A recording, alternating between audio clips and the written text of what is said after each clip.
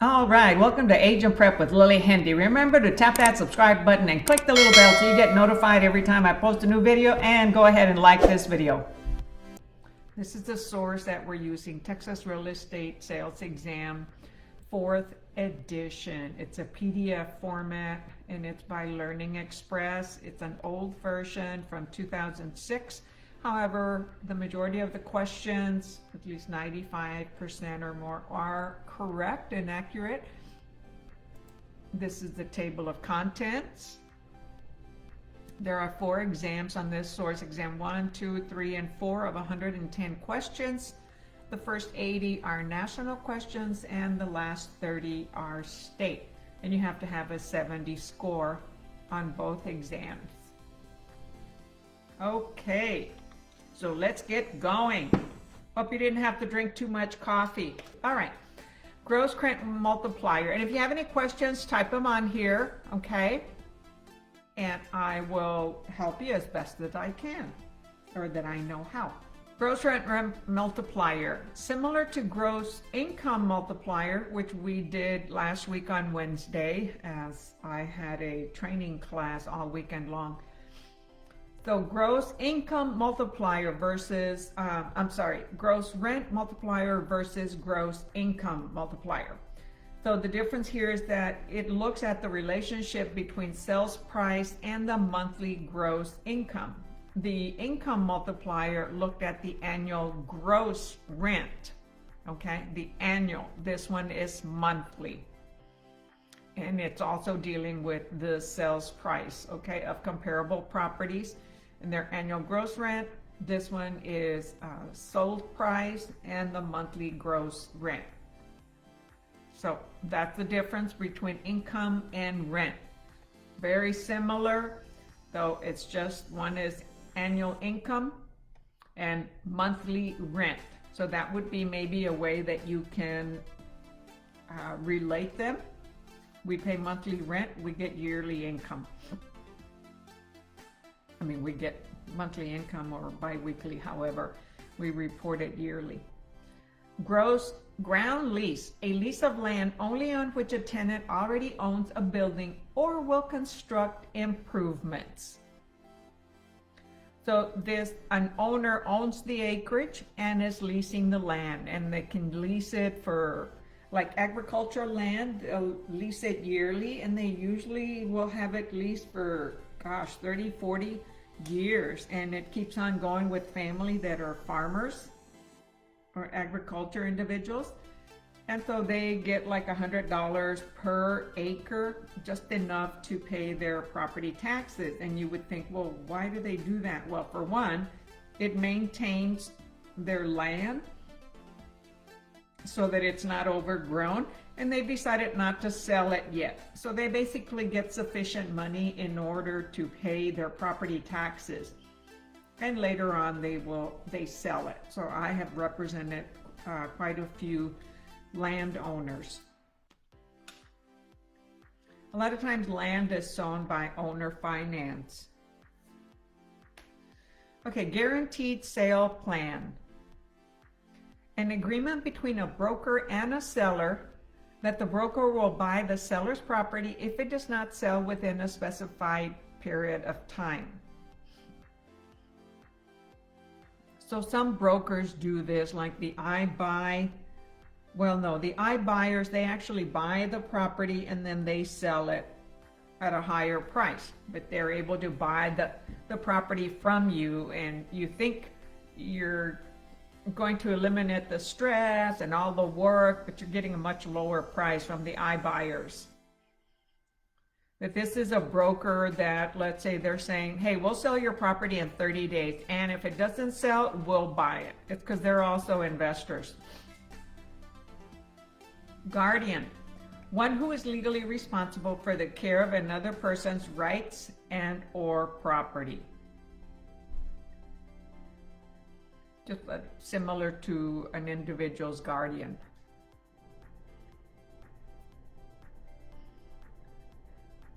Habendum clause. The clause in a deed, okay, in a deed, beginning with the words to have and to hold. that defines or limits the exact interest in the estate granted by the deed. So it'll say to have and to hold by so and so and so at such exact interest amount. Could be 50-50 if they're husband and wife, if they're a couple, 40-60, 70-30, whatever percentage they want to set on their ownership. That'll be specified on the deed. But it's to have and to hold. Hamlet, a small village. Like in the Roman days, right? Heir, one who is legally entitled to receive property when the owner dies intestate. Within, without, right? Intestate is without a will.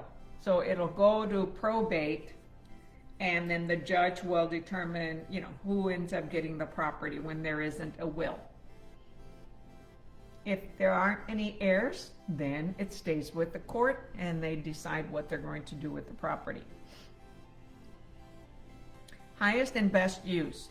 The legally permitted use of parcel of land that will yield the greatest return to the owner in terms of money or amenities.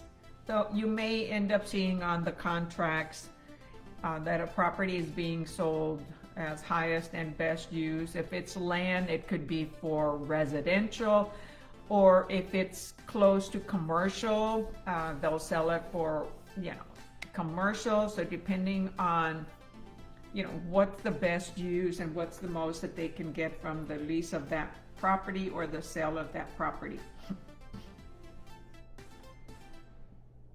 If it's, let's say it was gifted to the city to use as a park, then it will be, or an amusement, then it'll be used for that. But it's usually to get a return to the owner in terms of money or amenities. So predominantly commercial, it can be, but it can be on any type of property. Holdover tenancy. Holdover tenancy.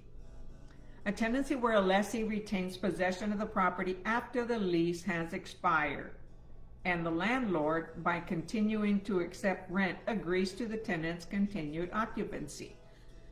If there's a year lease and the tenant doesn't give their 30 days notice saying, hey, I am going to leave when the lease expires, and the landlord doesn't provide also a vacancy agreement, then that lease typically states that it'll continue as a month-to-month lease.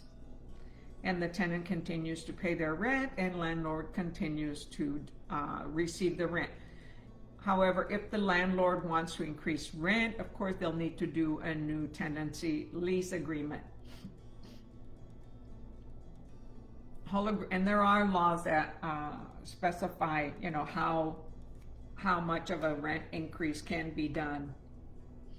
Holographic will. A will that is entirely handwritten, dated, and signed by a testator. So a witness.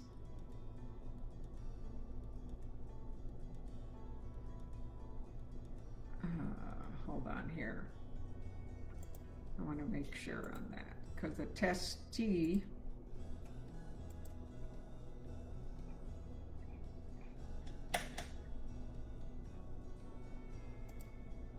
see, I was researching that Facebook was crashing.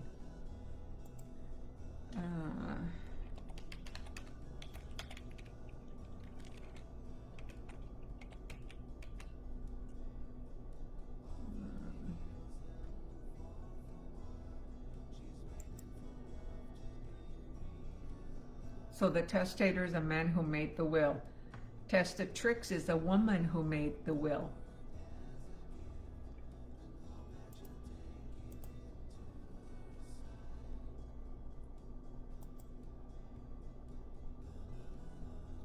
So the will owner is the testator, and they call it holographic because it is entirely handwritten. If it is typed, then of course they're going to sign it in front of a, not a power of attorney, but a notary. Home equity conversion mortgage. I'm probably going to be a little bit slow, even though I had my coffee, just because I'm lacking sleep. Home equity conversion mortgage, HECM. Often called a reverse annuity mortgage. Instead of making payments to a lender, the lender makes payments to you. It enables an older homeowners to convert the equity they have in their homes into cash using in the form of monthly payments. Unlike traditional home equity loans, a borrower does not qualify on the basis of income but on the value of his or her home. In addition, the loan does not have to be repaid until the borrower no longer occupies the property. So when the borrower passes away, then the property has to be sold and the difference paid to the reverse mortgage. Home equity line of credit, HELOC. H-E LOC, L-O-C. That's the acronym, HELOC. A mortgage loan that allows the borrower to obtain cash drawn against the equity of his or her home up to a predetermined amount. So these types of home equity loans are revolving, and they can use cash from that home equity loan on the equity of the home and pay it back. They're usually a very low interest rate. So like right now, that traditional loans or FHA, VA, or conventional, are starting as low as 2% on up. A home equity line of credit could be below 2%. It just depends, okay, on the creditors or the borrower's credit score and credit ability, debt to income, and all that. Home inspection, but remember, this is taken from the equity of the home that they own. Home inspection, a thorough inspection by a professional that evaluates the structural and mechanical condition of a property. A satisfactory home inspection is often included as a contingency by the purchaser. So on our contracts, it doesn't have a contingency. It's called the option period. So that option period becomes a contingency, but we don't have to, the buyer doesn't have to specify, well, I'm going to do these types of inspections. They could be doing, let's say they live out in the country, they could be doing a well, a septic, the leash lines, and also the home, the roof, things like that. Within the city, it's typically just the home inspection, and the inspector is inspecting the quality of the home on the inside and the outside, outlets, plumbing, cooling and heating, the roof, attics, things like that. They're not a contractor expert. Some of them are contractors, and so they also provide bids to do the repairs for the buyer. So after the inspections are done during the option period, and if there are some issues, then the buyer will request repairs to be done, and an repair amendment is submitted, and it goes back and forth until they both agree. And once there's an agreement as to who's paying for what, then they can proceed on to the closing. But it has to be done prior to the option period expiring, and not just like 30 minutes before the option period expires. Because remember, the seller has to be informed, the seller has to make a decision, and it has to be responded back to the buyer before 5 p.m. on the specific day. Otherwise, their earnest money is now at risk. So waiting till the last minute doesn't work. Homeowners insurance. An insurance policy specifically designed to protect a residential property against owner financial loss from common risks such as fire, theft, and liability. And there's also flood insurance, right, which is issued by FEMA in flood areas. My phone Facebook went down. It looks like we're still online though. Well, what's going on here?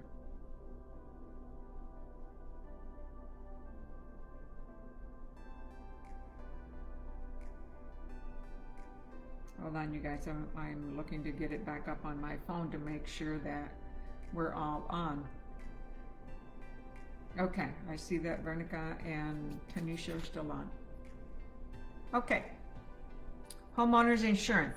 So another insurance during the closing period is title policy insurance and lenders insurance, policy insurance. So the lender's insurance is paid by the buyer for the lender.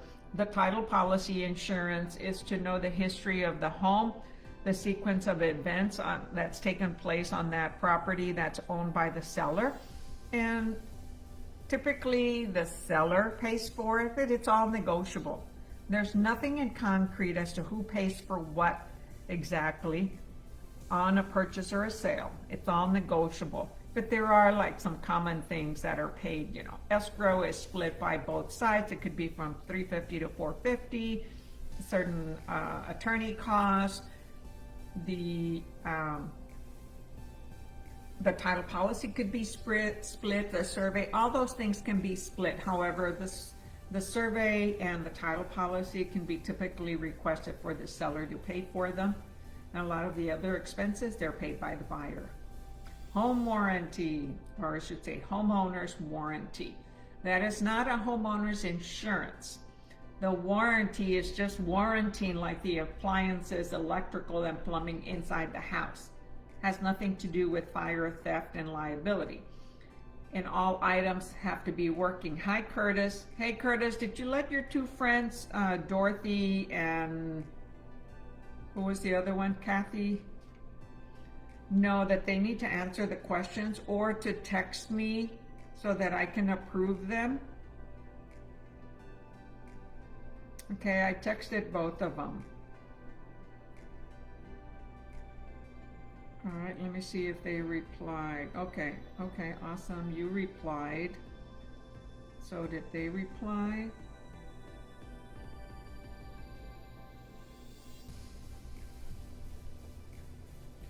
Okay, they didn't reply.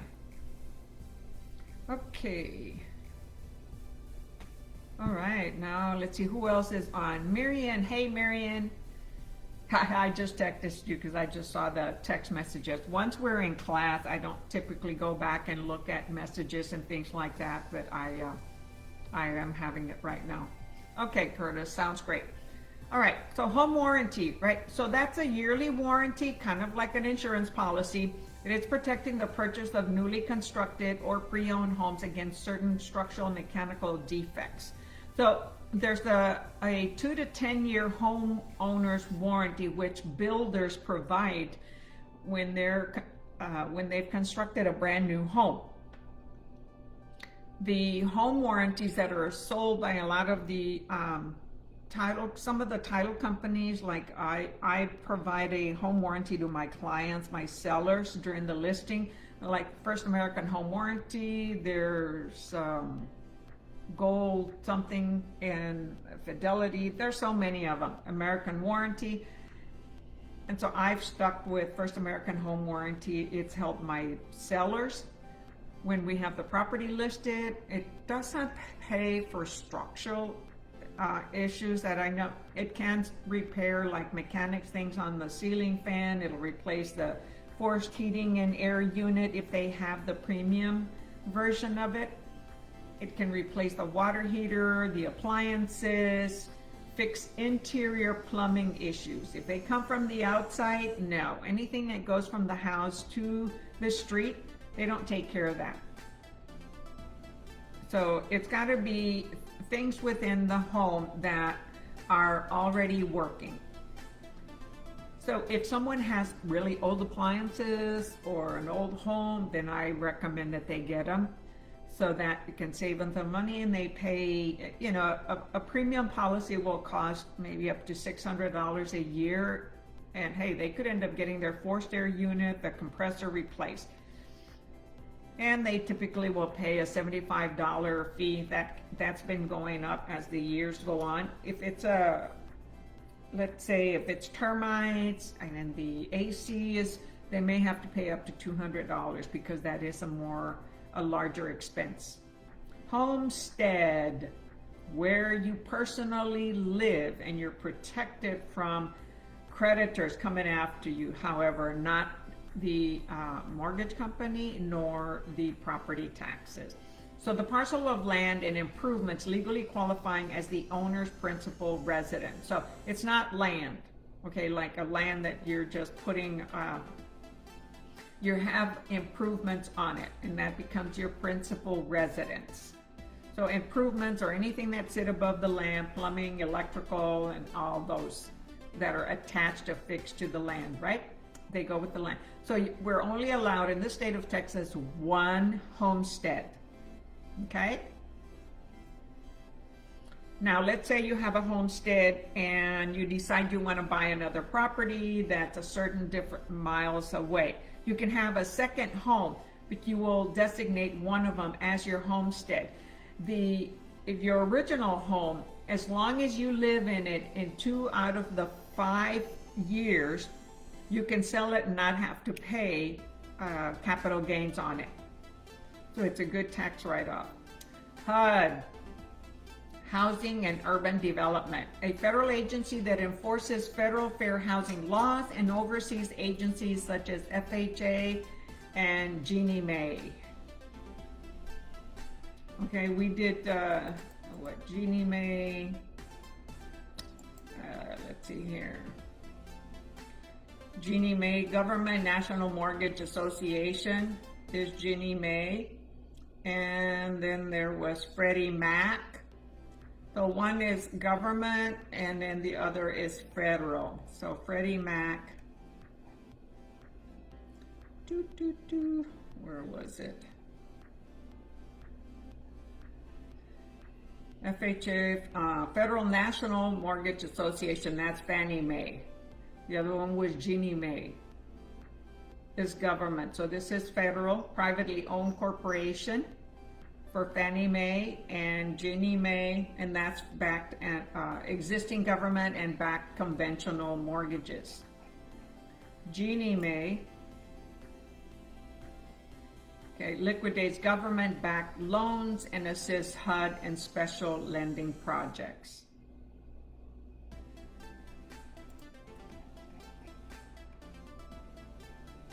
Okay. So Department of Housing and Urban Development, right? They oversee FHA, Federal Housing Administration, and Government National Mortgage Administration. Okay, implied contract. A contract where the agreement of the parties is created by their conduct. So it's not in writing, it's implied. Let's say the realtor says, hey, we're looking for properties, we're going to be writing an offer, we're doing this. However, they don't have anything in writing, so it's implied verbally. Best to have it in writing. And we're required to do the, let's see, buyer's rep agreement prior to submitting the, when we write up an offer, that's usually when I get the buyer to sign it.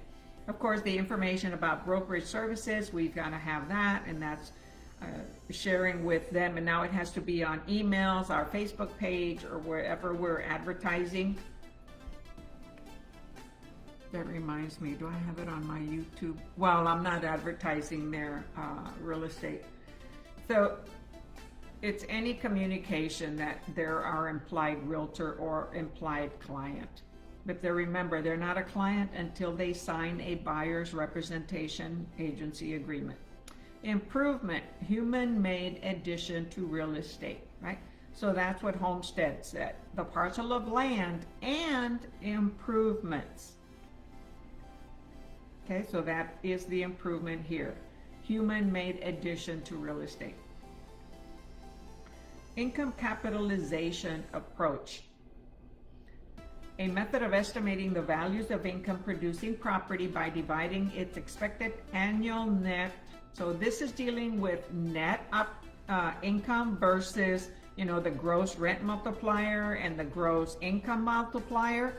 That's dealing with gross, prior to expenses.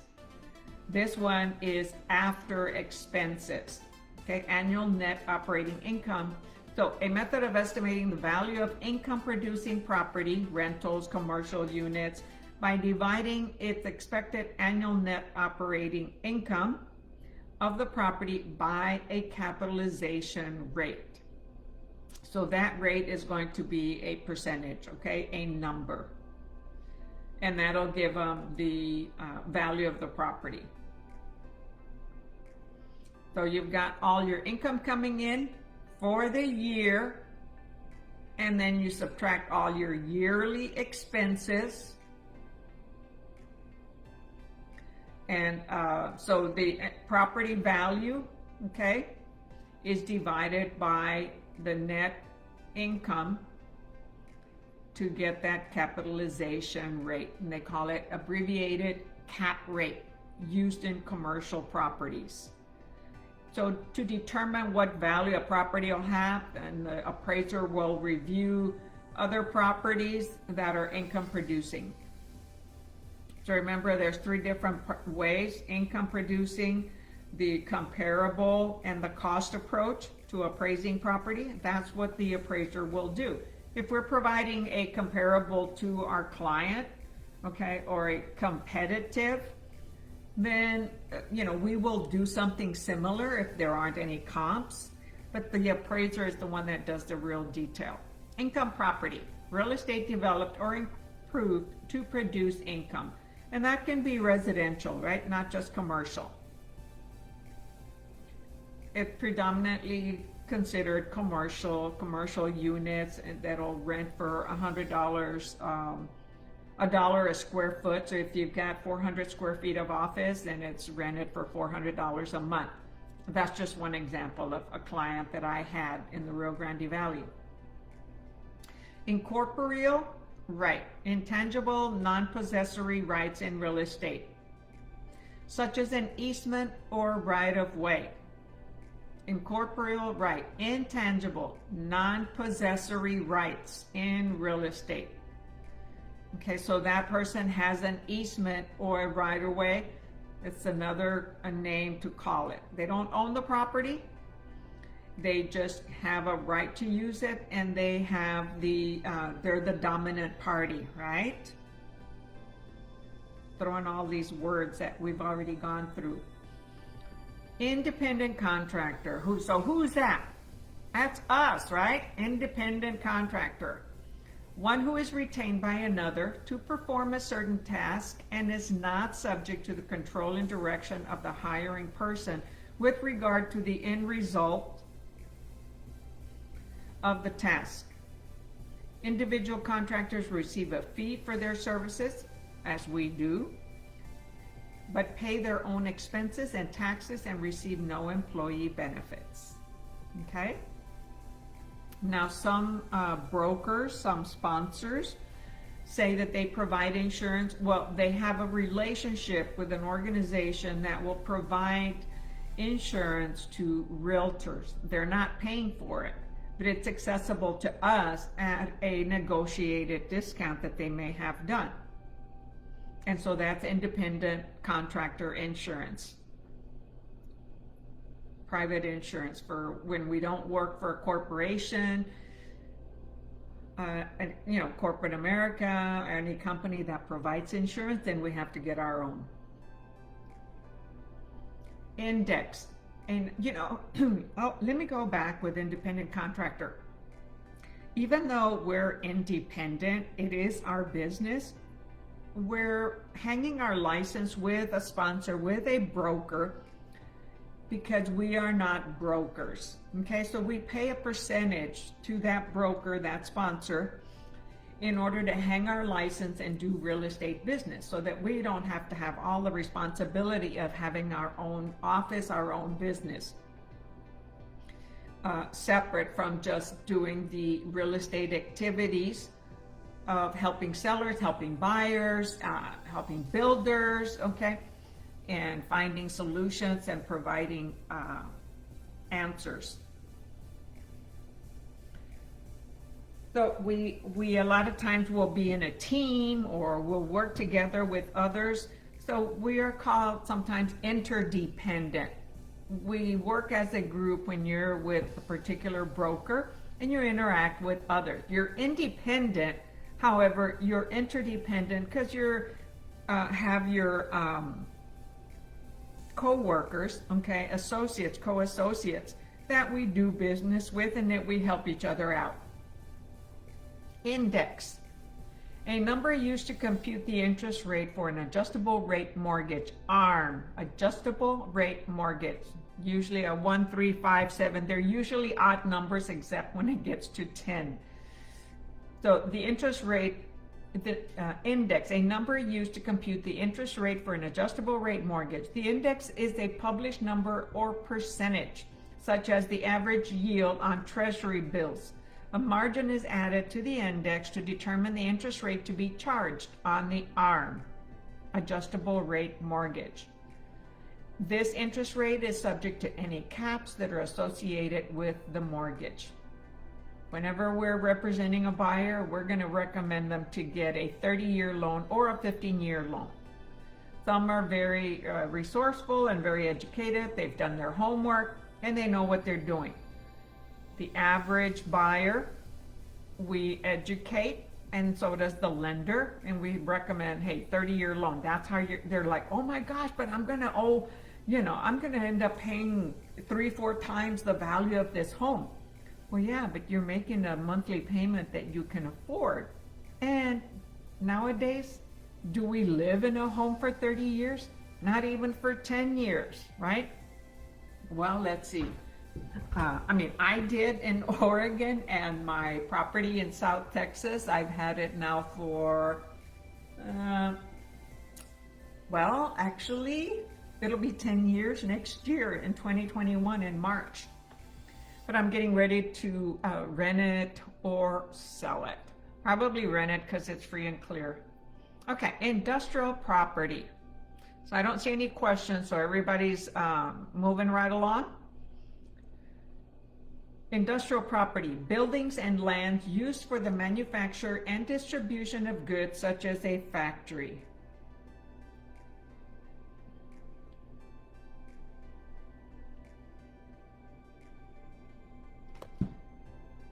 All right.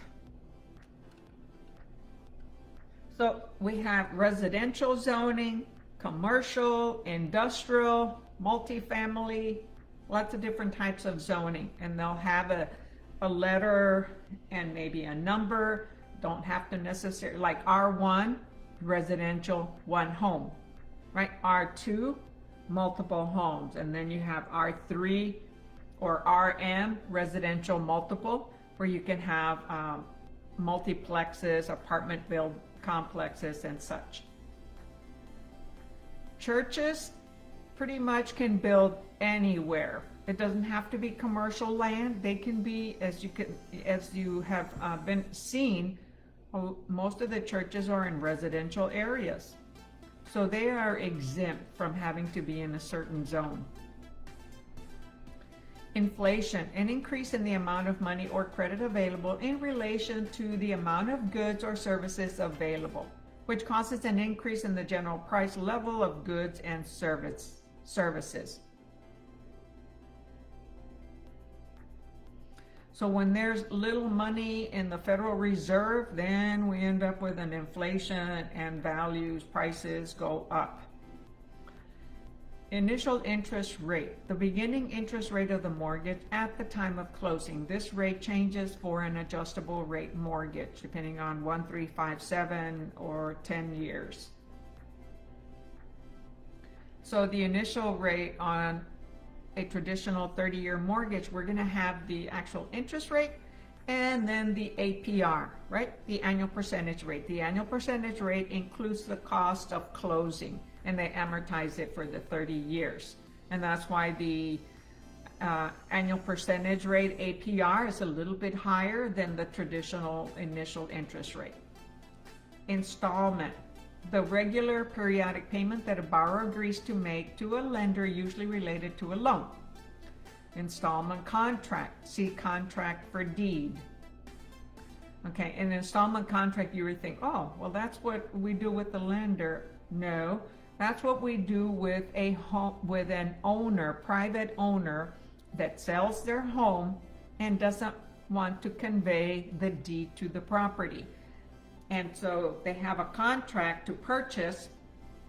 It could be a lease option with the purchase to buy in the future, 3 years, 5 years, 10 years. So when that borrower decides to pay off the balance, they will get a deed. So it's a contract for a future deed to be conveyed to them, and they'll be making installment payments. Installment loan.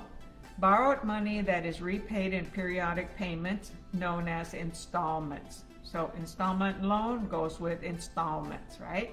Lender usually related to a loan. Installment loan. Installment sale, a transaction in which the sales price is paid to the seller in 2 or more installments over more than 1 calendar year. So that'll be a short term. Or it could be, in a traditional sale, 15 years, 30 years, but it says paid to the seller in 2 or more installments. So typically a 30-year loan is going to be, 312 times 30, 360 months, okay? And a 15-year will be 180 months. So that's 2 or more installments in more than 1 year. Insurance. A contract that provides indemnification from specific losses in exchange for a periodic payment. The individual contract is known as an insurance policy, and the periodic payment is known as the insurance premium. So this is for loss, okay, for a periodic payment for a periodic period, which is typically a year. So this insurance policy can be homeowners insurance. Okay, so we're going to end there. All right, welcome to Agent Prep with Lillie Hendy. Remember to tap that subscribe button and click the little bell so you get notified every time I post a new video, and go ahead and like this video.